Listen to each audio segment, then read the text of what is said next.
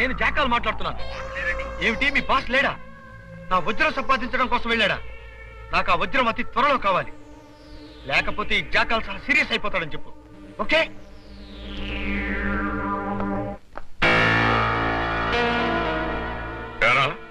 వజ్రం సంపాదించమని వేరే మనుషులకి జాకాలు జాగలం పేర్లతో ఆర్డర్స్ ఇస్తున్నావు. ఎప్పటి నుంచిరా ఇది? మాకు తెలియకుండా నువ్వు మా వెనకాలే వేరే రూట్ లో వజ్రం కోసం ట్రై చేస్తున్నావు అన్నమాట. నా ఇష్టం.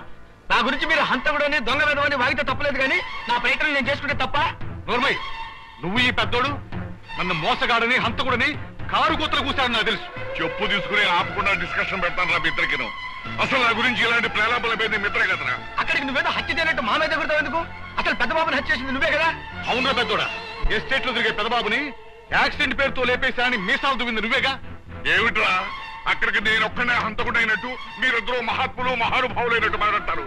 ఎయిర్పోర్ట్ నుంచి వస్తున్న చిన్నబాబుకి కాఫీలో విషయం వచ్చింది మీరు కాదు, ఆ తర్వాత వాడిని తీసుకెళ్లి లోయలో పారేసింది మీరు కాదు. చిన్నబాబు ఇంట్లో బతికే ఉన్నాడు కాబట్టి ఈ హత్యకి మాకు ఏ సంబంధం లేదు. మనిషి బ్రతికుండగా మేము హంతకులం కాం.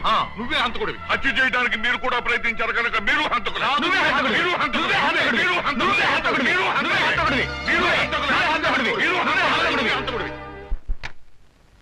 ఎస్ఐ రామారావు గారు ఊరికెళ్ళారట, రేపొద్దున వస్తారట.